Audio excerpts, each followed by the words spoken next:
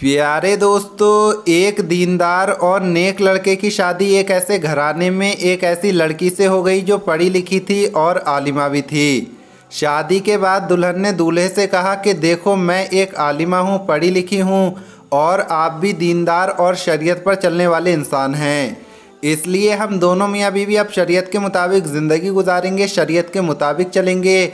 तो दूल्हा बहुत खुश हुआ और सोचने लगा कि अब बाकी की ज़िंदगी शरीयत के मुताबिक गुजरेगी, जिसकी वजह से घर में कोई लड़ाई झगड़े भी नहीं होंगे और घर में सुकून रहेगा, क्योंकि मेरी बीवी एक समझदार औरत है। प्यारे दोस्तों, थोड़ा वक्त गुजरा, शादी पुरानी हुई।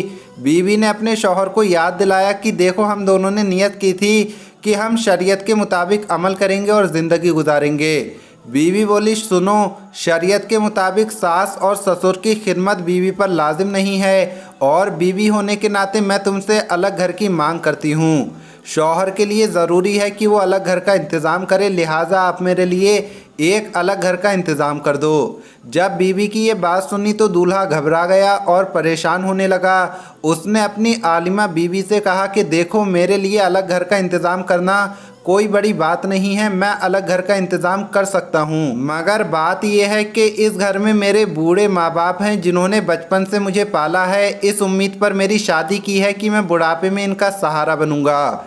मैं माँ की ममता को कैसे भूल सकता हूँ कि जब सर्दी के मौसम में मैं बिस्तर पर पेशाब कर देता था तो माँ मेरे पेशाब पर सो जाती, मगर मुझे ठंड से बचाने के लिए अपने ऊपर सुलाती थी। मैं उस बूढ़े बाप की शफ़क़त को कैसे भूल सकता हूँ जिन्होंने मेरी हर ज़िद पूरी की और मुझे पलकों पर बैठा कर रखा। क्या मैं उन माँ बाप की खिदमत को छोड़कर अलग घर में रहूँ जिनके कदमों के नीचे जन्नत है? क्या मैं उन माँ बाप को छोड़ दूँ जिनके बारे में अल्लाह ने कुरान पाक में अपनी इबादत के ज़िक्र के बाद फ़ौरन फरमाया है, जिसका मफ़हूम है कि माँ बाप के साथ अच्छा सलूक करो, जब वो बुढ़ापे को पहुँच जाएं तो उनसे नज़रें झुकाकर बात करो और उनसे उफ़ तक ना करो। इसलिए मैं मेरी जन्नत और माँ बाप की खिदमत को नहीं छोड़ सकता। लेकिन इतना समझाने के बाद भी बीवी अलग रहने के लिए ज़िद पर अड़ी रही। फिर शौहर ने सोचा कि जब शरीयत की बात आई है तो चलिए शरीयत से फैसला करते हैं। दोस्तों, इसके बाद क्या हुआ, इन्होंने क्या फैसला किया, आगे हम आपको वीडियो में ज़रूर बताएंगे। लेकिन उससे पहले, जैसा कि आप मेरे हाथ में ये अक्सीर हयात देख रहे हैं, ये एक प्लेट है और आप देख सकते हैं कि इसमें बहुत अच्छी तरह से लिखा हुआ है जादू टोने और बीमारी के लिए बहुत फ़ायदेमंद है। इसमें खाना खाने से इंशाल्लाह जादू टोना ख़त्म हो जाएगा, बीमारियां ख़त्म हो जाएंगी। ये बहुत ही पावरफुल है। अगर आप इसे लेना चाहते हैं तो इसको हम आपके घर तक पहुंचवा देंगे।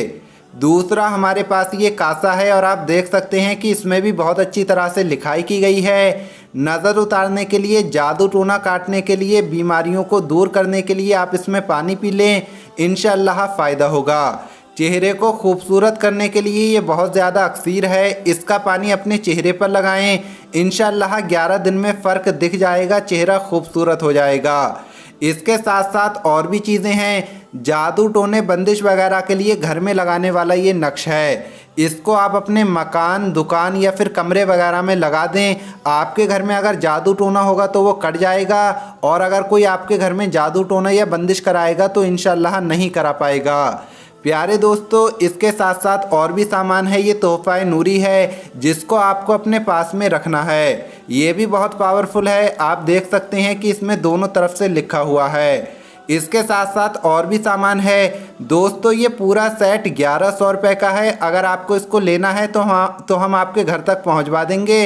ये पैसे आपको उस वक्त देने होंगे जब आपका सामान आपके घर तक पहुंच जाएगा। उससे पहले आपको कुछ भी नहीं देना है। तो अगर आप सामान लेना चाहते हैं तो स्क्रीन पर आपको हमारा नंबर दिख रहा होगा, इस पर कॉल करें या व्हाट्सअप करें और घर बैठे अपना सामान मंगाएं।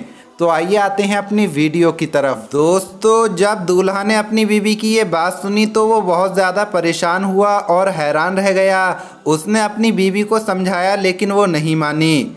इसके बाद वो एक मुफ्ती साहब के पास चला गया और मुफ्ती साहब को पूरा मामला सुनाता है। मुफ्ती साहब कहते हैं कि तेरी बीवी की बात सही है। इतने में दूल्हा गुस्से में बोल पड़ता है कि मुफ्ती साहब, मैं मसले का हल मांगने के लिए आया हूँ, ना कि तुमसे फतवा लेने के लिए आया हूँ। मैं अपने बूढ़े माँ बाप को अकेला नहीं छोड़ सकता।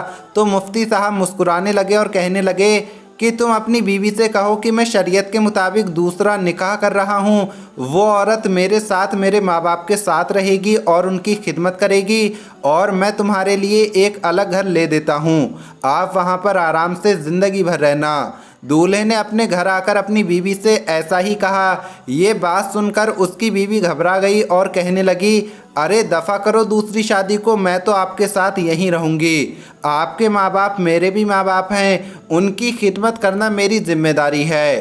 प्यारे दोस्तों, सब कुछ भूलो मगर माँ बाप को मत भूलो। उनकी खिदमत करना भी सवाब है, उनको प्यार से देखना भी सवाब है। जिसने अपनी माँ के पाँव छुए, उनके पाँव चूमे तो उसने जन्नत की चौखट को चूम लिया। माँ से बढ़कर कोई नाम क्या होगा, माँ से बढ़कर कोई नाम क्या होगा, उस नाम का हमसे एहतराम क्या होगा। जिनके पैरों के नीचे जन्नत है, उनके सर का मकाम क्या होगा।